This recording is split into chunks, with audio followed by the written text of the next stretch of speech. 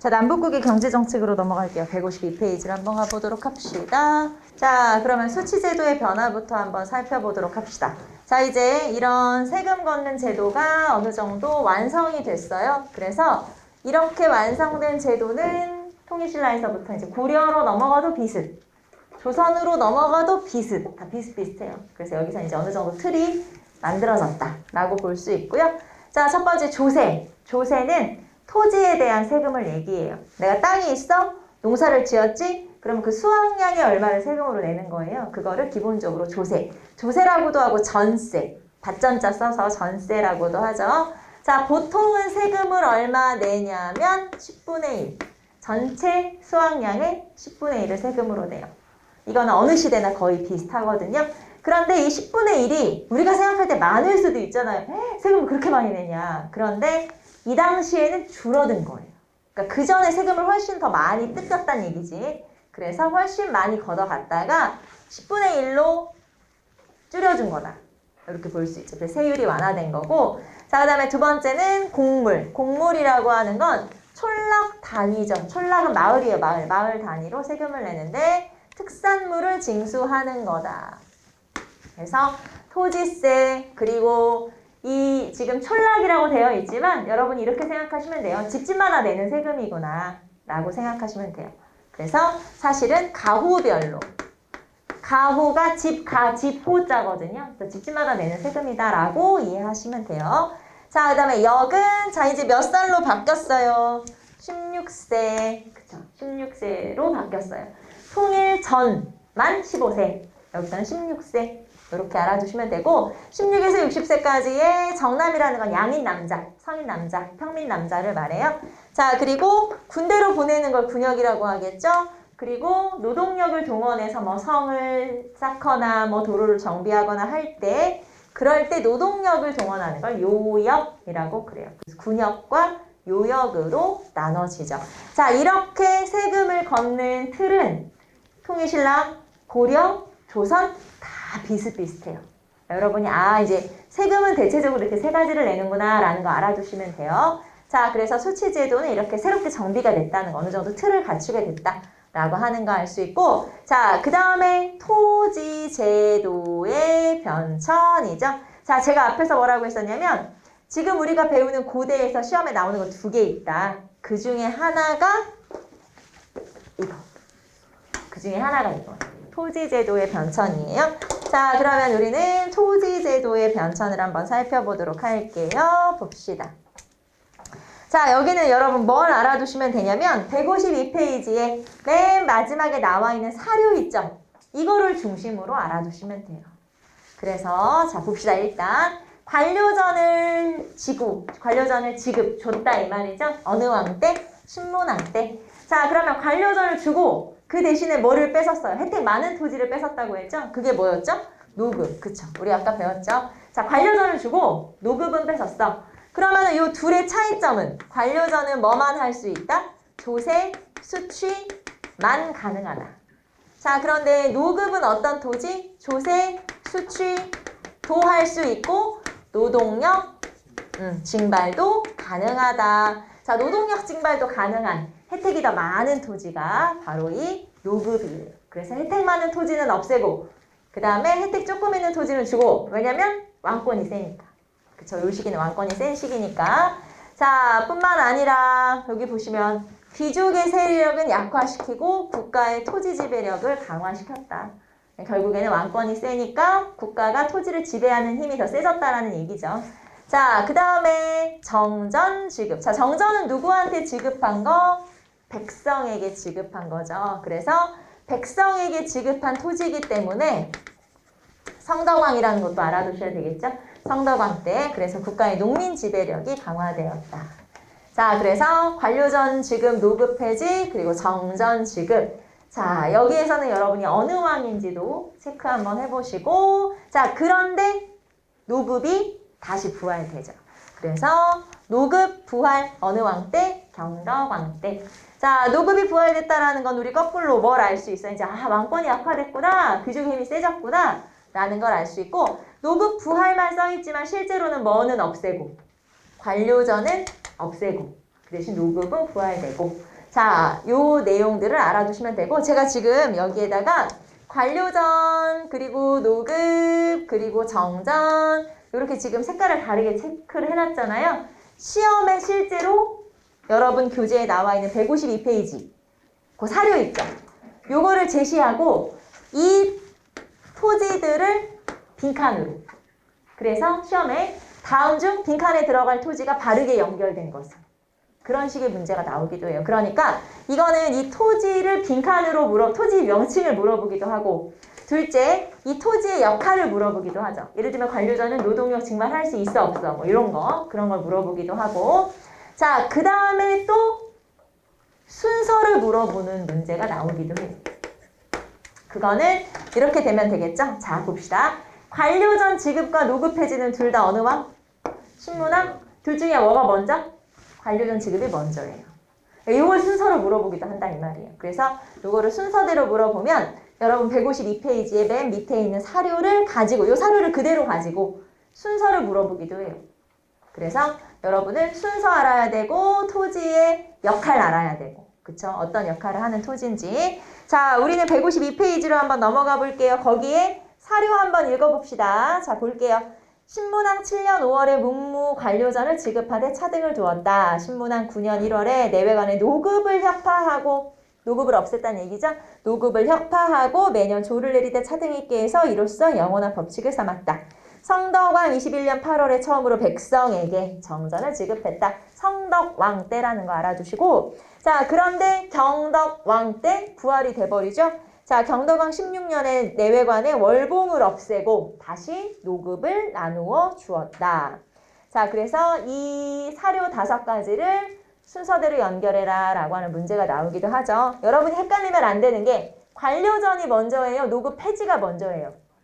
관료전 지급이 먼저예요. 같은 왕이라 하더라도 관료전 지급이 먼저라는 거 기억하시고 자, 마지막 문장 하나 더 봐야 되겠죠? 마지막 문장 볼게요. 자, 소성왕 원년 3월 청주 건호현으로 국학생의 노급을 삼았다. 자, 여기에서 포인트는 소성왕도 아니고 건호현도 아니고요. 자, 국학이라고 하는 건 여러분 관청인 거 알죠? 학교. 관청. 자, 관청에도 노급을 지급했구나 라는 걸 알 수 있는 거예요. 여기서 중요한 건 소성왕도 아니고 건호현도 아니에요. 여기서 포인트는 국학에도 노급을 줬네? 아, 관청에도 노급을 지급하는 거구나 라는 걸 알 수 있다. 네, 그게 핵심이에요. 알겠죠? 그러니까 소성왕이 중요한 게 아니니까 안 외워도 돼요. 그런 거는 여기서는 그 문장을 통해서는 이런 걸 알 수 있다 라고 하는 거죠. 여러분이 헷갈리면 안 되는 건 신문왕 때 관료전이 먼저인지 노급 폐지가 먼저인지 그거 알아두시고 그 다음에 이런 토지의 역할은 당연히 안 헷갈리겠죠. 네, 그렇게 알아두시면 돼요. 그래서 시험에는 요게 많이 나오는 편이다 라고 하는 거. 자, 넘어가 볼게요. 자, 그 다음에 이제 민정문서. 자, 두 번째 핵심. 시험에 나오는 거 2가지를 했죠? 하나는 토지제도의 변천이고 또 하나는 민정문서. 두 번째 시험에 나오는 포인트는 민정문서예요. 자, 민정문서는 다른 말로 신라장적, 촌랑문서라고도 불리는 문서. 자, 이 문서가 발견됐는데 이게 어떻게 생겼냐면 여러분 154페이지의 사료에 나와 있네요. 사진에 나오네. 요렇게 생긴 거야. 요게 발견이 된 거지. 자, 그럼 봅시다. 자, 여러분 교재에 보시면은 언제, 어디서 발견을 했는데 어느 지역에 대한 기록이고 어떻게 작성을 하고 내용은 뭐고 이렇게 쭉 나와 있죠. 이런 것들 중심으로 보시면 되는 거예요. 자, 이제 우리는 쭉 봅시다. 자, 언제? 이 순서가 좀 바뀌었네. 다 해놓고 봅시다, 그러면. 자, 볼게요. 발견은 1933년 일제시대. 일본 나라현 동대사, 동대사는 절이에요. 절에 정창원이라고 하는 건물이 있어요. 효소인이라고 하는 건물이 있는데 그 안에서 발견된 거죠. 이 나라라고 하는 지역은 우리나라로 하면은 원래 오사카나 나라나 이런 지역이 예전에 이제 지금은 뭐 많이 안 가지만 예전에 일본 여행 많이 갈 때는 주로 나라나 오사카나 고베나 이런 지역을 묶어서 여행을 많이 가요. 그런데 그 지역은 약간 어떤 느낌이냐면 우리나라로 하면은 경주 같은 유적지 잔뜩 있는 그런 도시 있잖아요. 약간 그런 느낌? 그런 느낌의 도시예요. 그래서 이 나라라고 하는 지역에 동대사라고 하는 절에 정창원이라고 하는 건물에 있는데 이 정창원이라고 하는 건물은 외국에서 이 고대 이 지역으로 그러니까 이 국가로 일본으로 외국에서 뭐 선물 같은 거 보내잖아요. 답례품 선물 이런 거 그런 것들을 다 보관하는 그러니까 약간 그런 옛날 물건들 옛날 진귀한 물건들 이런 것들을 많이 보관하는 건물이 정창원이고 이 정창원 안에서 발견이 됐는데 그러면 이런 문화재를 발견했다는 게 웃기잖아요. 그냥 준 거면 준 거고 있는 거면 있는 거지. 발견은 뭐냐. 이게 왜 발견이라고 표현을 하냐면 이거는 우리나라가 일본에 선물로 보낸 게 아니고 우리나라에서 일본으로 보낸 물건을 포장지처럼 이렇게 쌌어요. 예를 들면 왜 우리 책 있으면 책 표지 예전에는 지금은 안 그러지만 예전에는 뭐 책 표지 같은 거 싸고 하잖아요. 우리 어렸을 때 그런 것처럼 이렇게 포장지 같은 거라고 생각하시면 되는데 그게 이제 너무 낡고 하니까 이거를 이제 벗겨내고 새로 교체하고 정비하는 과정에서 그 안에 글씨가 써 있는 걸 발견을 한 거예요. 말하자면. 그래서 이거를 찾아낸 거지. 발견을 한 건데 그게 앞에서 우리가 사진에서 봤던 그 문서가 바로 민정문서라고 하는 거고 그러면 이 민정문서가 지금 우리가 별표 쳤으니까 시험에 되게 잘 나오는데 이게 왜 중요하냐. 자, 우리가 앞에서 이런 거 배웠었죠. 삼국사기, 삼국유사 배우지 않았어요? 왜냐면 우리 중대, 상대, 하대 뭐 이런 거 하면서 살짝 언급했었죠. 삼국사기나 삼국유사는 말 그대로 삼국시대를 기록한 책이잖아요. 그런데 실제로 이 책이 쓰여진 건 고려시대에 쓰여진 거예요. 그러니까 그 시대 사람들이 그 시대의 기록을 한 게 아니고 다음 세대 사람들이 예전 시대 기록을 한 게 이런 책이에요. 무슨 말인지 이해되죠? 그러니까 만약에 여러분이 일제시대에 관한 글을 썼다. 그러면 그거는 겪은 사람이 쓴 게 아니잖아요. 그런 것처럼 이 시대 사람들이 쓴 게 아니라는 거죠. 그런데 이 민정문서라고 하는 건 그 시대 살았던 사람들이 그 시대 자기가 살았던 시대의 기록을 남겨놓은 실제로 이제 공문서 같은 거니까 그게 바로 민정문서예요. 이런 걸 우리가 뭐라고 하냐면 1차 사료라고 그래요. 그 시대 사람들이 자기들이 겪은 거를 써놨다. 1차 사료. 그런데 삼국사기나 삼국유사도 벌써 2차 사료잖아요. 다음 세대 사람이 썼으니까. 그래서 그러면은 더 신빙성이 있는 건 뭘까요? 더 정확성, 신빙성이 있는 건 1차 사료겠죠. 그래서 훨씬 가치가 있다라고 볼 수 있어요. 무슨 말인지 알겠죠? 그래서 중요해. 그래서 시험에 잘 나오는 거야. 자, 그러면 봅시다. 자, 그러면 발견은 했고 작성으로 가볼까요? 자, 그러면 누가 언제 작성했는데? 언제? 8세기에서 9세기 사이에. 어느 왕 때? 그걸 모른다 이 말이지. 그걸 모르겠는데? 정확히 몰라. 정확히는 모르기 때문에 그냥 이런 왕들을 써놨는데 물음표지. 무슨 말인지 알겠죠? 정확히 몰라. 어느 왕인지는 모르겠지만 아무튼 그때쯤 언제야. 그러면은 이 시대는 언제냐? 이 시대는 언제쯤이라고 보시면 되냐면 한 신라 중대에서 신라 하대로 넘어가는 약간 그 시기쯤이라고 생각하시면 돼요. 자, 그 다음에 작성 방식으로 갑시다. 자, 그러면 이제 여기서 중요한 건 누가 어떻게 작성했냐가 중요하죠. 자, 여기서 시험에 나오는 포인트도 이거예요. 이거. 작성 방식이 시험에 나오는데 여기서 중요한 건 누가 작성했어? 누가? 촌주가. 그럼 촌주는 누군데? 토착 세력이야. 이게 중요한 포인트. 자, 그 다음에 몇 년에 한 번씩 작성하는데 3년마다. 그래서 시험에는 요 세 가지 포인트가 잘 나오는 편이에요. 자, 누가 작성했어? 촌주가. 근데 촌주는 나라에서 파견한 관리예요? 아니면 그 지역 토착 세력이에요? 그 지역 토착 세력. 무슨 말인지 알겠죠? 여기서 토착 세력의 반대가 나라에서 파견한 관리라는 건데 그게 아니고 그 지역 사람이다. 자, 그리고 몇 년에 한 번 작성해서 3년마다. 왜 3년마다인 걸 알 수 있었냐면 이 민정문서의 기록에 보면 3년 전에는 예를 들면 소나 말이라고 치면 3년 전에는 소가 몇 마리, 말이 몇 마리. 근데 그 이후에는 몇 마리. 이런 식으로 3년 텀으로 기록되어 있는 게 적혀 있어요. 그래서 3년마다 기록하는구나. 자, 그러면 3년마다 작성을 하려면 조사는 매년 해야 되나요? 네, 조사는 매년 해야 3년마다 작성된 거를 그 내용을 바뀐 내용을 알 수 있잖아요. 그래서 조사는 매년 해. 작성은 3년마다 하는 거야. 라는 걸 알 수 있고 시험에는 이게 제일 많이 나온다. 자, 그 다음에 그러면 어느 지역에 대한 거냐? 이제 신라 전체를 다 기록한 건 아니겠고 어느 특정 지역에 기록이 남아있는 거거든요. 그게 어디냐? 서원경. 서원경은 지금의 어디냐? 청주. 자, 이 서원경, 왜 서원경, 중원경, 동원경 이런 동원경이랬다. 서원경, 중원경, 남원경, 금강경이 오소경이었죠. 그 중에 하나예요. 서원경, 그리고 거기는 청주.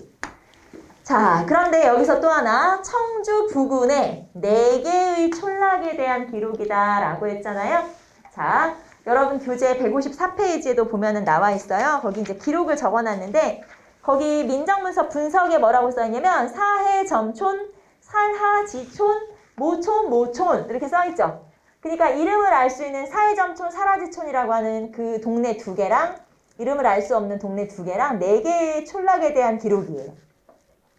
시험에 이런 이름은 나오지 않으니까 여러분 외울 필요 없고 그냥 그렇다라고 하는 거고요. 자, 여기서 이제 하나 더 여러분한테 설명할 거는 이거 잡읍시다.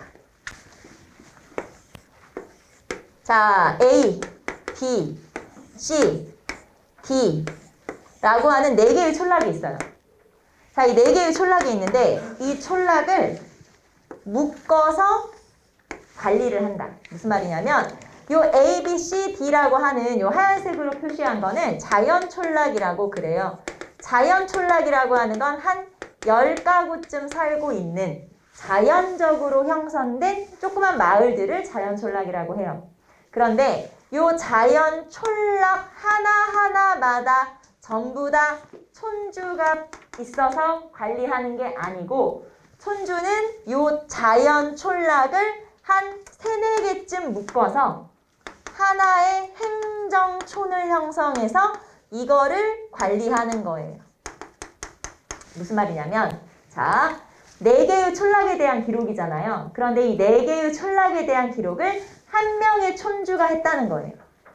이해되죠? 그러면 그 4개는 뭔데?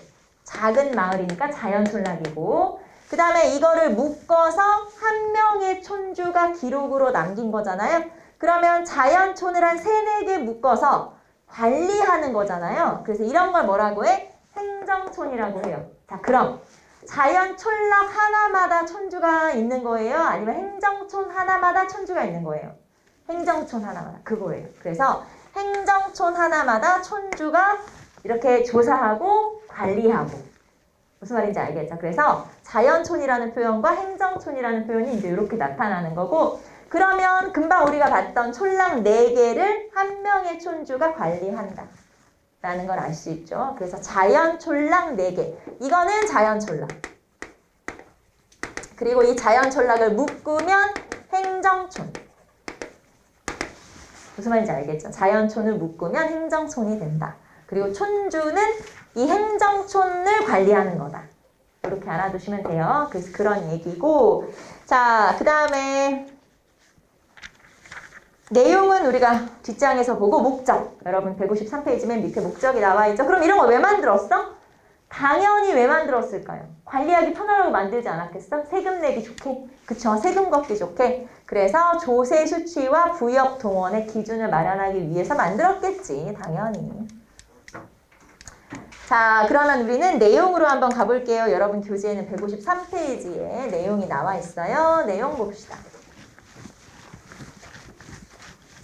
자, 첫 번째 내용에서는 여기도 순서가 다 해놓고 합시다. 자, 보시면 인구부터 한번 볼게요. 자, 인구는 남녀별로 일단 구별을 하고 그리고 연령별, 나이죠, 나이. 자, 남녀별, 성별, 그리고 연령별, 나이로 이렇게 구분을 해서 6등급으로 구분을 해요. 그래서 6등급으로 하고 여기에서는 노비까지 모두 다 포함돼서 기록되어 있는데 자, 여러분 154페이지 보시면은 노동력이라고 그 사료에 나와 있죠. 거기 보시면 1살부터 9살까지를 소자, 그리고 10살부터 12살까지를 추자, 그리고 조자, 정자, 제자, 노자로 구분하고 있어요. 물론 이거 외우실 필요는 없어요. 우리는 뭐만 알면 돼요. 몇 등급으로 나눴어? 6등급. 그것만 알면 돼요. 알겠죠? 다시 이렇게 사람을 구분하는 기준은 뭐예요? 일단 남녀로 나눠. 그리고 나이로 나눠. 몇 등급으로 나눠? 6등급으로 나눠. 그래서 이런 식으로 구분한다. 자, 노비는 포함된다, 안 된다? 포함된다. 그래서 총 숫자를 다 기록을 해보면 노비는 전체 인구 중에서 약 한 9%에서 10%? 요 정도. 그래서 노비까지도 모두 포함해서 기록했구나 라는 거 알 수 있고, 자, 두 번째는 가호. 가가 집, 가, 집, 호니까 집집 말하잖아요. 집집. 요 마을별로 몇 집이 있냐 요거예요. 자, 그런데 집은 사람의 다소에 따라서, 사람이 인정이죠. 인정. 그래서 이거를 뭐라고 하냐면 인정의 다과에 따라서 이렇게 표현하기도 해요. 똑같은 말이에요. 사람의 많고 적음에 따라서. 그러니까 쉽게 말하면 집집마다 식구들이 살 거 아니에요? 너네 집 몇 식구야? 이런 거 말하잖아요. 몇 명 살아? 이런 거. 자, 인정의 다과에 따라서, 즉 사람의 다소에 따라서 9등급으로 나누는 거예요. 상상호부터, 자, 상상, 상중, 그 다음에 상하 이렇게 나누겠죠? 중상중하, 하상중하 나누면 총 몇 등급? 9등급. 그래서 상상호에서부터 하하호까지. 상상호에서 하하호로 나누면은 몇 등급이에요? 9등급. 이렇게 나누는 거예요. 그래서 여러분 교재 한번 보시면은 154페이지 호를 보세요. 그 표. 사료에 표에 뭐라고 되어 있냐면 중하호가 있고 하상이 있고 하중이 있고 하하가 있죠. 그러니까 이 마을은 우리가 잘은 모르지만 식구가 아주 많은 집은 없나 봐. 왜냐면 중하호부터 있는 거 보니까. 무슨 말인지 알겠죠? 그래서 여기는 이렇게, 그러니까 9등급으로 나눴구나라는 걸 알 수 있어요. 이런 표현을 통해서. 자, 다시 집은 식구들에 따라서, 사람의 많고 적음에 따라서 9등급으로 나눠. 그리고 또 하나, 이 집을 연으로 표기하기도 해요. 집을 다른 말로 뭐라 그래? 연이라고 그래요. 그 이 연자가 무슨 연자냐면 연기 연자예요. 되게 신기하죠? 집을 연으로 표현하기도 해요. 그래서 여기 보시면 공연, 계연, 이건 뭐냐면 기록된 호, 계산된 호, 뭐 이런 뜻이거든요. 그래서 이렇게 표현하기도 해. 왜 집을 연이라고 해? 이거는 정확한 학설은 아닌데 대략 아마도 이런 게 아닐까? 왜 우리가 집에서 아궁이에 불 때면은 굴뚝으로 뭐 나가요?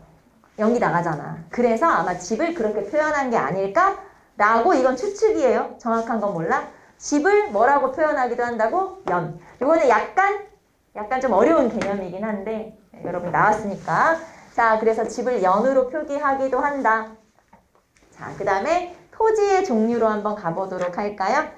자, 토지의 종류는 여러분 교재에는 표가 나와 있죠. 153페이지에. 자, 보시면 종류가 쭉 나와 있어요. 자, 일단 촌주위답은 누구한테 지급하는 토지? 촌주에게 지급하는 토지인데, 왜냐면 촌주는 이거 조사하러 다니려면 뭘 받아야 돼요? 월급 받아야 되잖아. 그래서 여기 보시면 직역의 대가로 지급하는 토지다라고 했는데, 직역이 뭐냐면 직업이라고 생각하시면 돼요. 그래서 이 사람이 일을 하는 대가로 월급으로 받는 토지가 촌주위답이구나. 누구한테 지급하는 거예요? 촌주에게. 자, 그 다음에 연수유답. 연수유답은 연수유전답이라고도 하고, 자, 민정문서에 기록된 전체 토지 중 약 90%를 차지하는 게 연수유답이에요. 그럼 연수유답이 제일 많아. 그럼 이건 뭐겠어? 일반 백성들이 농사짓는 또는 소유하는 사유지를 말해요. 그래서 저는 지금 여기다 민전이라는 건 개인의 농민들이 소유한 토지를 말하는 거고, 이거 아니면 이거일 수도 있고, 아니면 정전이 아닐까? 자, 정전 어느 왕 때? 성덕왕 때 일반 백성들한테 나눠준 토지잖아요. 그쵸? 그래서 정전일 수도 있고 민전일 수도 있어. 근데 정확한 건 몰라. 그런 뜻이에요. 그래서 그냥 이 연수유답은 이런 거예요. 그냥 백성들이 각자 자기 거 가지고 농사 짓잖아요. 그거. 그 땅. 자기 땅을 가지고 농사를 짓는다. 이렇게 볼 수 있고, 그 다음에 여기서 이제 조금 더 심화 내용을 조금 설명하자면, 이 연수유전답, 연수유답이 전체 토지의 대부분을 차지하고 있다고 했잖아요. 이 연수유답 중에서 일부를 촌주에게 지급하는 거예요. 이게 뭔 소리냐면, 이거를 이 촌주위답이라고 하는 게, 이거 너 가져, 이 땅 너 가져, 이렇게 준 게 아니라 이 땅에서는 세금만 걷어, 이런 거죠. 아까 우리가 노급, 시급 얘기하면서 제가 노급으로 받았다라고 했지만 실제로는 이거 나 가져 이런 땅이 아니잖아요. 여러분 저한테 세금만 내는 거고 각자 자기들이 가지고 있는 땅인 거잖아. 그런 것처럼 연수유답을 촌주에게 세금을 거둘 수 있도록 지급을 하기도 한다. 지금 제 말이 이해가 잘 되나요? 만약에 무슨 말인지 모르겠으면 우리 나중에 고려시대 가서 다시 설명할 거예요. 그때 이제 수조권이라는 개념이 나오기 때문에 지금 만약에 무슨 말인지 모르겠다. 그럼 딱 요 정도만 알아두시면 돼요. 뭐만 알아두면 되냐면 촌주의 답은 누구 준 거야? 촌주. 이 연수의 답은 누구 거야? 백성. 그냥 그렇게만 알아두시면 돼요. 만약에 무슨 말인지 이해가 안 되면 이해가 안 돼도 돼요. 왜냐면 어차피 다시 다 개념을 설명할 거기 때문에. 자, 그 다음에 관모답은 관청. 관청의 운영 경비로 나눠주는 토지고, 그 다음에 내시령답은 내시령이라는 관료에게 지급하는 토지인데, 그럼 내시령은 뭔데? 그걸 몰라. 기록이 없으니까 내시령이 뭐야? 그건 모르지만 아무튼 그냥 관료인 것 같아 라고 하는 거죠. 자, 시험에서 여러분을 제일 헷갈리게 하는 건 얘하고 얘예요. 관모답이 관청인지 관리인지 헷갈릴 수가 있어. 그래서 관모답의 관은 관청. 그 다음에 내시령에서 이 령이라는 게 장관이라는 뜻이거든요. 원래 관직 이름이거든요. 그래서 내시령이라는 관료. 자, 그 다음에 마전이라는 건 공동경작지. 마을 공동경작지예요. 마을 공동경작지가 마전이에요. 마전은 뭐냐면 말을 키우는 밭 이런 뜻이거든요. 마가 뭐냐면 여러분 뭐라고 하면 알아들을까요? 삼배? 예전에 우리나라에 목화가 전래되기 전에는 목화는 고려 말에 전래되니까 목화가 전래되기 전에는 우리나라 사람들은 무슨 옷을 입고 살았냐면 삼배 옷을 입고 살았어요. 삼배는 우리는 지금 여름에만 입는 옷이라고 알고 있지만 실제로는 이때는 사계절 다 삼배 옷을 입고 살았다고 생각하시면 되고, 그러면 새 옷을 해 입으려면 마가 필요하잖아요. 삼배가 필요하잖아요. 그 마를 마을 사람들이 같이 농사를 짓는 밭이 따로 있었다는 거예요. 그게 마전이라고 보시면 되겠죠. 자, 그 다음에 가축으로 갑시다. 가축은 소나 말의 수를 기록을 하겠죠. 그래서 소나 말의 수를 3년마다 또 기록을 하는 거고, 자, 그 다음에 수목은 뽕나무, 잣나무, 호두나무, 오동나무 같은 이런 나무들까지도 다 기록으로 남겼다. 자, 그리고 여기 보시면 촌락단위 기록이라고 했는데 이건 무슨 말이냐면, 자, A네 집에 말이 몇 마리, 소가 몇 마리, B네 집에 말이 몇 마리, 소가 몇 마리라고 기록되어 있는 게 아니라, 자, 가 마을의 전체 마을의 말의 숫자와 소의 숫자. 이해돼요? 나 마을의 전체 마을의 말의 숫자, 소의 숫자. 그러니까 여기서 촌락단위 기록이라는 건 집집마다 기록한 게 아니라는 거예요. 이해되죠? 무슨 말인지? 집집마다 자세하게 기록한 게 아니라 그냥 마을 전체만 기록을 했다. 이렇게 크게만 기록을 했다. 라고 하는 거. 그거는 이 나무도 마찬가지고. 자, 그 다음에 수목이 기록이 되어 있다는 건, 자, 이렇게 물어봐도 될까요? 유실수라고 하죠. 이런 거 열매 맺는 나무 같은 거. 자, 유실수도 여기다 쓸까요? 유실수도 수취의 대상이 된다. 맞아요.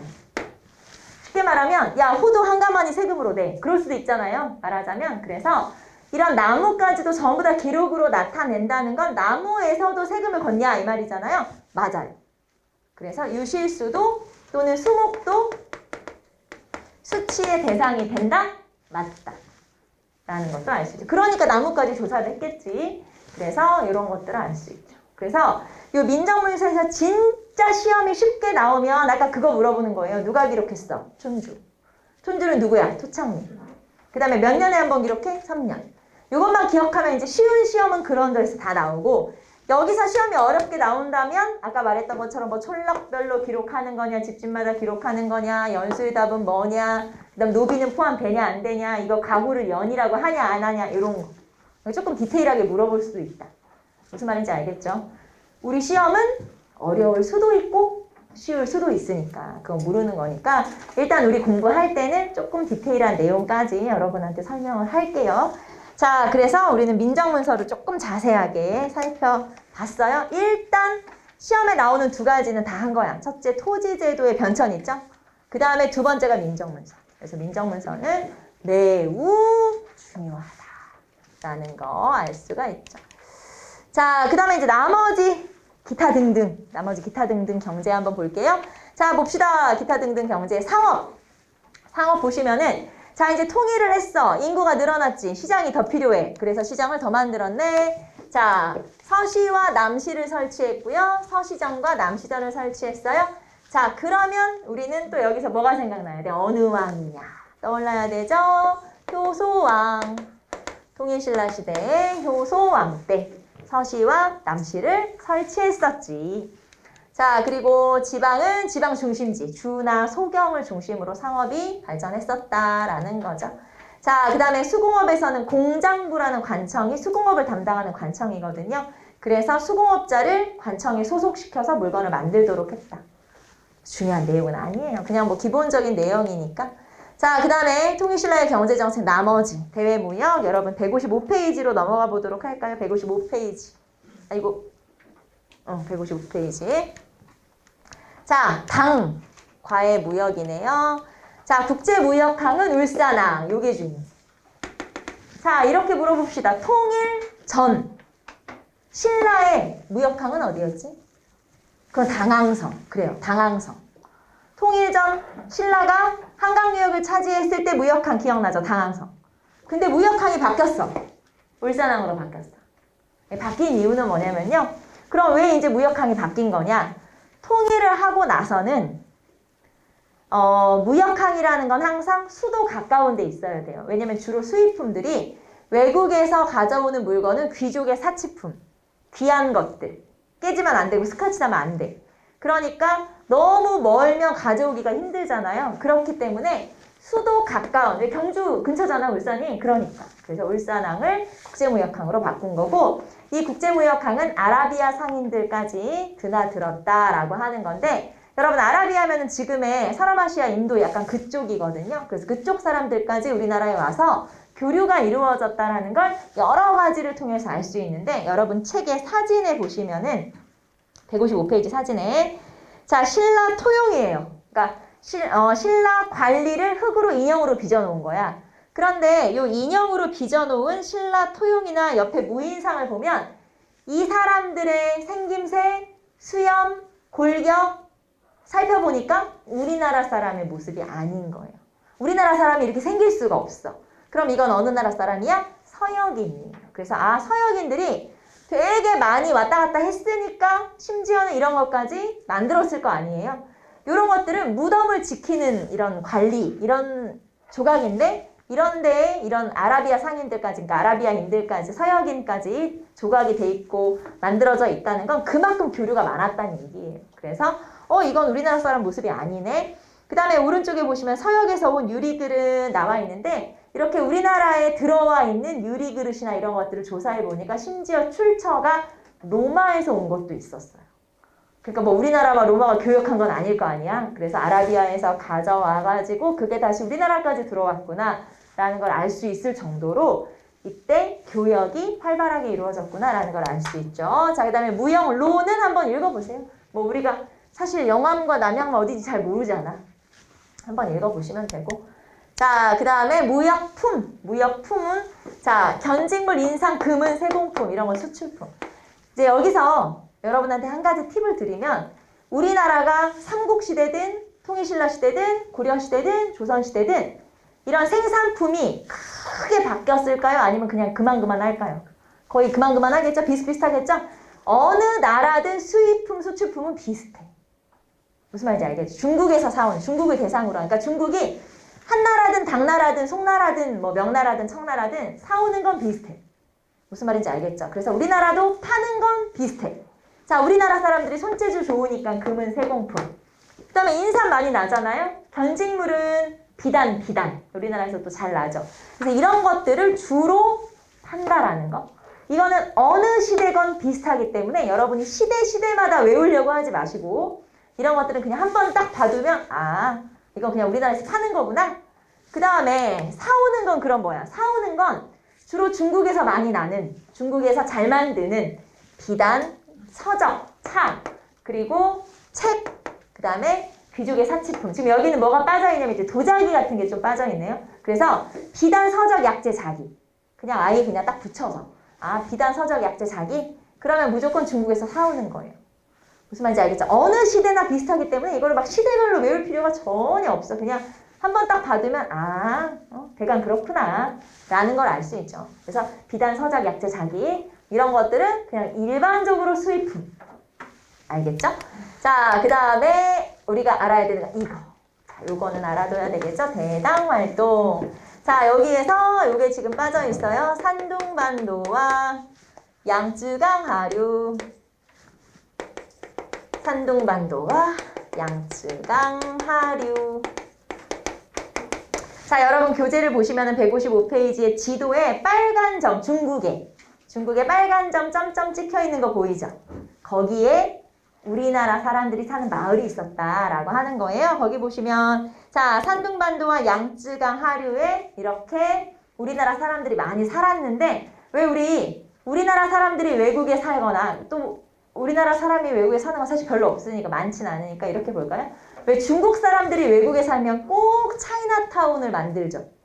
그런 것처럼 이건 신라타운이었던 거예요. 그러니까 코리아타운이죠. 말하자면 중국에 우리나라 사람들의 마을이 있을 정도로 교류가 활발했다. 그런 걸 나타내는 게 바로 이거예요. 자, 신라방초는 마을이에요. 신라방이거나 촌이거나 우리나라 사람들이 사는 마을. 신라소는 관청. 왜 동사문 소할 때 소라고 생각하시면 돼요. 자, 그 다음에 신라관은 여관. 그러니까 숙박시설이겠죠. 신라원은 절이에요. 절. 또 우리나라 사람들이 또 종교활동도 해야 되니까. 그래서 자, 산둥반도와 양쯔강 하류에 금방 우리 점점점 지도에 그 지역에는 우리나라 사람들이 사는 마을이 있고 관청이 있고 여관이 있고 절이 있었대 라고 하는 신라타운이 있었던 거죠. 코리아타운처럼 그런 게 있었다라고 하는 거여서 지금 155페이지에서 만약에 시험에 하나만 나온다. 그러면 대당활동. 대당활동을 이런 거 물어보는데 시험에서는 진짜 유치하게 요거 바꿔서 물어봐요. 신라소가 여관이지 땡.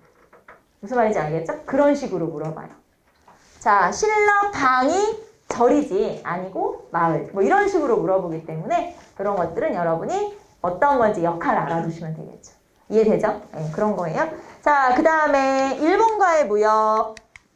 자, 일본과의 무역은 처음에는 일본하고 사이가 그닥 통일을 막 했을 때는 일본하고 사이가 별로 안 좋았는데 나중에 8세기 이후부터 정치가 좀 안정된 다음부터는 교류가 활발하게 이루어지고 신라여거소라는 게 스시마섬에 만들어지게 했다라는 건데 이거는 뭐냐면 통역관 양성소 지금으로 하면 뭐 그런 것들이 만들어지게 됐다라고 하는 거죠. 네, 별거 없고요. 그 다음에 장보고. 자, 시험에는 또 장보고도 잘 나오는데 앞에서 장보고 한번 쭉 얘기했었죠. 자, 장보고는 신라 중대 사람이다, 하대 사람이다? 신라 하대 사람이다. 그쵸? 자, 당나라의 장군으로 있다가 청해진 설치했죠. 홍덕 왕 때 청해진을 설치했었고 자, 그리고 청해진을 설치했다는 건 서해안과 남해안의 무역권을 다 장악했다는 거예요. 그래서 견당 매물사나 회역사 같은 사절단을 파견하기도 하는데 왜 우리 사절단은 원래 나라에서 파견하는 거 아니에요? 국가에서. 근데 장보고가 자, 이런 견당 매물사나 회역사 같은 무역을 하면서 교류할 수 있는 사절단을 파견할 수 있을 정도로 세력이 셌었다라고 하는 거예요. 그래서 그 정도로 좀 잘 나갔었구나 라는 걸 알 수 있는데 자, 근데 나중에 여러분 장보고는 어떻게 돼요? 반란 일으켜서 제거되잖아요. 왜냐하면 왕되게 도와주고 자기 딸 왕비 만들려고 했는데 잘 안 됐죠. 그래서 결국에는 반란으로 제거되고 자, 그러면서 청해진도 없애버리죠. 청해진도 폐지하게 된다. 자, 울산항 대당활동 그리고 장보고 청해진 요 정도 기억하시면 되겠죠. 자, 요 정도 기억하시면 되겠고 그 다음에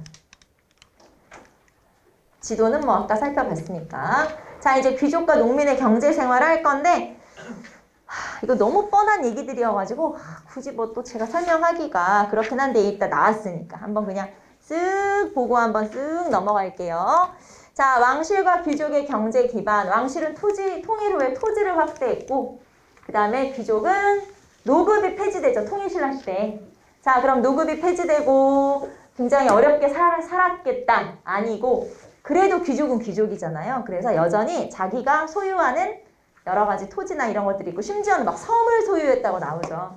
그래서 여러분 교재에 보시면은 157페이지 사료 탐구 한번 볼까요? 중간에. 거기에 신라 귀족의 생활이라고 나와요. 거기 뭐라고 나오냐면 재산가에는 녹이 끊이지 않았는데 노동이라는 건 노비 아이라는 뜻이에요. 노비 노자에 아이 동자니까. 자, 3,000명이고 노비가 3,000명 있었다는 얘기예요. 장난 아니죠. 지금으로 하면 엄청 부자지. 자, 그래서 비슷한 수의 갑옷과 무기, 소, 말, 돼지가 있었고 바다 가운데 섬도 있는데 그것도 내 거야. 완전 부럽. 자, 그래서 바다 가운데 섬에서 길러 필요할 때 활로 쏘아서 잡아 먹었다. 자, 그랬는데 더 재산을 늘리기 위해서 곡식을 구워줘. 근데 못 갚아? 그러면 일반 백성은 노비로 만든다. 그 정도로 이제 수탈을 했었다라는 내용까지도 알 수 있죠. 그래서 만약에 이 사료를 제시하고 이 계층이 누구냐라고 물어보면 진골귀족이라고 생각하시면 돼요. 통일신라 시대 귀족이죠. 자, 그리고 이 귀족 생활에서는 금입택이나 사절유택이라는 단어들이 나와요. 여러분 교재에 보시면 금입택, 집에 금치를 했다 이 말이고, 사절유택은 내 계절을 내가 보낼 수 있게 별장이 있었다라고 생각하시면 돼요. 그러니까 집이 내 채야, 쉽게 말하면. 그래서 막 나 옮겨 다니며 살아? 집이 많아서? 그런 거예요. 그러니까 그냥 결론은 뭐야? 엄청 호화스럽게 살았네. 그게 바로 결론이죠. 그래서 굳이 외울 필요는 없고 그냥 그랬구나 이렇게 보시면 되고, 자, 농민 생활을 한번 볼게요. 157페이지 농업 생산력의 한계. 자, 그러면 농민들은 어땠냐? 아무리 농사를 열심히 지어도 먹고 살기가 힘들고 수탈을 당할 수밖에 없죠. 그래서 이렇게 농업 생산성의 한계. 12법, 아까 거름 주는 걸 12법이라고 했는데 이게 없다고 했어요. 여기 자꾸 나오니까 또 여러분 헷갈릴라. 없어. 12법 이런 거는 없어. 그러니까 제대로 농사를 지을 수 있는 뭐 기술 그런 게 별로 없다는 얘기고요. 자, 그렇기 때문에 중간중간에 쉬어줘야 된다. 마찬가지, 삼국시대랑 마찬가지고. 자, 그래서 농민들은 몰락할 수밖에 없고. 자, 그 다음에 향부곡민의 생활. 향부곡이라고 해서 특수행정구역이 있는데 여기 사는 사람도 마찬가지죠. 그래서 여전히 어려운 생활을 했구나라는 걸 알 수 있고. 자, 그 다음에 발해. 별거 없는데 뭐가 많아서, 내용은 많아서 그냥 한번 쭉 체크하고 넘어갈게요. 자, 수치제도는 세금 걷는 제도. 자, 세금 걷는 제도도 비슷해요. 한번 쭉 볼까요? 조세는 조, 콩, 보리 등의 곡물. 농사를 짓고 그것에 대해서 이제 얼만큼 낸다는 거고, 공납은 특산물. 이건 어느 나라나 비슷하죠? 특산물. 역은 노동력을 동원한다. 똑같아. 그래서 이제 이런 것들.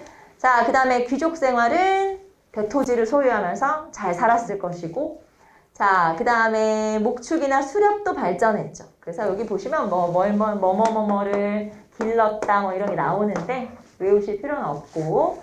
자, 그 다음 업도 역시 마찬가지로 발달했었다 라고 하는 거. 뭐 이런 거 잡았대요. 자, 그 다음에 수공업. 수공업은 금속 가공업이나 그 다음에 직물, 도자기, 특히 도자기가 발전했었는데 이 도자기를 심지어는 강에 수출하기도 할 정도로, 그래서 이거를 달의 삼체라고 했었어요. 나중에 문화파트 가면 나올 건데, 우리가 보통 도자기 하면은 그냥 병 모양으로 생겨가지고 하얗거나 파랗거나 아니에요? 그런데 발해의 도자기는 채색되어 있는 도자기예요. 그리고 모양도 우리가 알고 있는 항아리 아니고 모양도 굉장히 다양하고, 그래서 아마 여러분이 좀 상상하기 어려운 도자기, 뒤에 아마 사진 같은 거 나올 거니까 뒤에 나오면 보도록 하고요. 자, 그 다음에 대외 무역. 자, 무역 한번 볼까요? 자, 이 중에서는 무역 정도 알아두시면 되는데, 첫 번째는 당나라와의 무역을 할 때는 발해 관이 설치되어 있었어요. 발해 관. 자, 무역을 할 때 발해의 사신들이 또는 상인들이 거기에 머무를 수 있도록 관청 같은 걸 설치했다라고 보시면 돼요. 그래서 산둥만도에 발해 관을 당나라에서 설치해줬어요. 무역을 원활히 하도록 하기 위해서. 자, 그 다음에 모피, 인삼, 불상 등을 수출했다라고 하는 거 한번 보시고. 자, 가장 오랫동안 쭉 절친인 나라는 어디냐면 일본. 그래서 일본하고는 꾸준하게 무역이 이루어지고 있다라고 하는 거죠. 뭐 별건 없어요. 특별히 외울 건 없네. 여기서는 이거 정도 발해관은 알아둬야 돼. 여러분 발해관 정도 기억하시면 되겠고, 자, 발해에서 우리 이제 하나 보고 마무리할게요. 자, 요 지도에서 지도를 한번 볼게요. 자, 발해에서는 주변 나라로 교역을 할 수 있는 교역로가 5개 있었어요. 그래서 이거를 발해 오도라고 그래요. 발해의 무역로가 5개 있었죠. 자, 발해의 무역로가 5개 있었는데, 여러분 지도를 한번 보시면 발해의 수도가 상경이잖아요. 이 지도가 잘 안 보이면 여러분 교재 보시면 돼요. 자, 요 상경에서부터, 수도에서부터 출발해서 거란으로 가는 길이 하나, 거란도. 그 다음에 당나라로 가는 길이 2개. 당나라로 가는 길은 육로가 하나 있고 해로가 하나 있어요. 그래서 육로는 영주도, 그 다음에 해로는 조공도. 자, 그렇게 해서 3개 있죠, 3개. 자, 그 다음에 일본으로 가는 길 하나. 자, 일본으로 가는 길은 뭐라고 할까요? 일본도. 그 다음에 신라로 가는 길이 하나 있었지. 우리 신라 가는 길 알지? 신라 가는 길은 뭐라 그래요? 신라도. 그래서 이렇게 나눠져 있는데, 자, 이제 여러분 지도를 보시면 상경에서부터 출발해서 동경을 거쳐서 일본으로 가는 길을 뭐라고 하냐면 일본도라고 그래요. 여기다 쓸까? 일본도. 자, 상경에서부터 동경을 거치는데 동경이 여기 지도에 보시면 여기여서 지금으로 하면은 블라디보스톡 정도라고 생각하시면 돼요. 그래서 여기를 거쳐서 그 다음에 일본으로 동쪽으로 쭉 가면 일본도고, 자, 상경에서 출발해서 동경을 갔죠. 찍고 남경을 거쳐. 그리고 남쪽으로 가잖아? 그러면 신라도. 그래서 자, 상경에서 동경 거쳐서 남경 찍고 그 다음에 신라 가는 길은 신라도. 그 다음에 동경 거쳐서 일본 가는 길은 일본도. 그래서 여기 나머지 뭐 거란도, 영주도 이런 거는 잘 몰라도 되지만 우리가 주로 일본도나 아니면 신라도 같은 경우는 물어볼 수 있으니까, 자, 그럼 하나만 더 물어볼까요? 신라도는 어느 왕 때 개설? 달의 문왕 때. 자, 교류가 활발하게 이루어진 건 어느 왕 때? 문왕. 그 전에 무왕 때는 별로 사이가 안 좋았다. 기억나죠? 무왕하고 문왕을 기억하면 돼요. 문왕은 문화, 교류. 무왕은 주로 뭐 했겠어? 싸움 했겠지. 그쵸? 무왕이잖아요. 무술, 무예. 주로 싸웠고 여기는 친선. 이렇게 보시면 돼요. 그래서 이렇게 구별하면 된다. 자, 그래서 발해 5도 중에서 일본도, 신라도까지 우리가 위치를 한번 확인해봤어요. 자, 이렇게 해서 여러분은 고대의 경제 마무리했고요. 잠깐 쉬었다가 우리는 고대의 사회로. 그래서 오늘은 여러분하고 고대의 사회까지 끝내려고 해요. 고대의 사회.